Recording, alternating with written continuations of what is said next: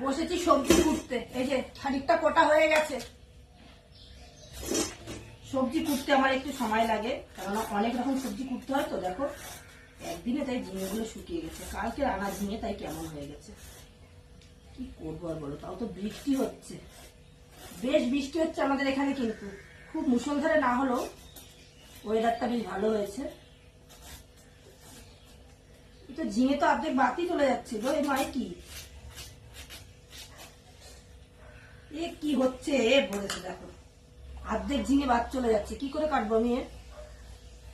এগুলো প্লাস্টিকে ভরে না ফ্রিজে রাখা উচিত ছিল গো।